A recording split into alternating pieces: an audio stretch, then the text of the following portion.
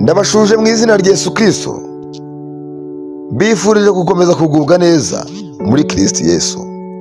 Mbaye ikaze mu kiganiro irimfasha ry'umunsi. Muri kumwe na Evangeliste Mutabaruka Fulgence nk'uko bisanzwe.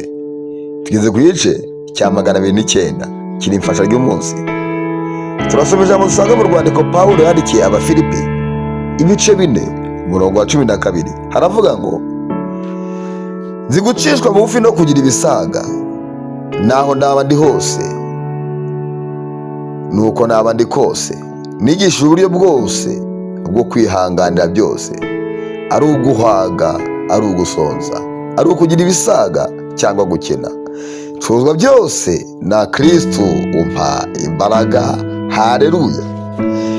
Muri iki cya 209 nkuzaniye ijambo rivuga ngo ntugahindurwe n'ibihe. Ntugahindurwe n'ibihe. Nagiye mbona kenshi mu rugendo y'Imana ihamagaye umuntu, hari uko iba yifuza ko agenda.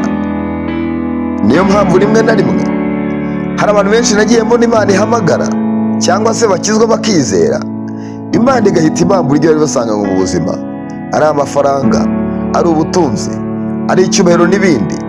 Ariko kandi nagiye mbona nyuma Imana ibagarukaho ndetse ikabakubira, ikabaha ibirenze ibyo bari basanzwe bafite. Izina ryayo nirihabwe icyubahiro. Ibi byose bikora ku bw'icyubahiro cyayo, kugira ngo yigishe umuntu ubumana bwayo, kugira ngo itoze umuntu urugendo. Hanyuma rero muri aba bantu Imana igirira neza, harimo abo bari bafite uko bari basanzwe bari mu minsi yatambutse, ariko hariho n'abandi Imana ihamagara ntacyo bafite, kahamagara ari abakene basabiriza, kahamagara n'abantu badafite icyo bafite mu buzima busanzwe, ariko nyuma Imana ikabagirira neza. Ariko rero nubwo Imana ibikora ibi byose, hari uri umuntu yagera ku rwego runaka akishyira ejuru, umutima wo guca bugufi ukabura mu buzima bwe. Kandi umuntu abuze ikintu, iyo abuze ikintu bita guca bugufi, burya aba yegereye urupfu. Ndavuga umuntu gupfa mu buryo bw'umwuka, gupfa umuntu ahagaze. Imana idufashe cyane. Turi ku ijambo rivuga ngo ntugahindurwe n'ibihe. Ntugahindurwe n'ibihe. Bishobora kuba ari ibihe byiza cyangwa ari ibibi, bishobora kuba kwinjira mu buzima bwiza cyangwa se bubi. Ariko akenshi abantu binjira mu buzima bubi kuko baba bategeze ubutabazi ku Mana, akenshi barushaho kwegera Imana. Ariko abantu barushaho kugenda bagirirwa neza n'Imana, bagenda barushaho kuva ku Mana. Pawulo rero avuga ati: nzi gucishwa bugufi, nzi no kugira ibisaga rwose, nzi no kugira ubutunzi.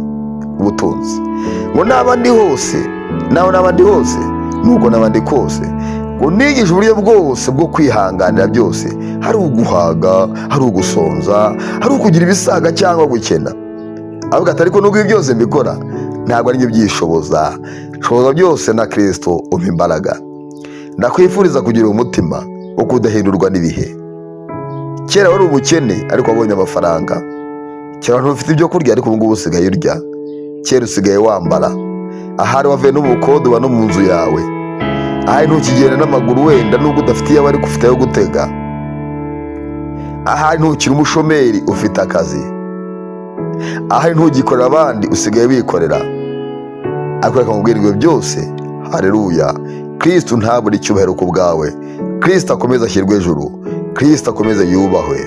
Avuga ngo ariko nubwo bimeze byose, nubwo bimeze kose, ibi byose ntabwo njye byishoboza, nshoboza byose na Kristo umpa imbaraga. Ba umuntu udahindurwa n'ibihe,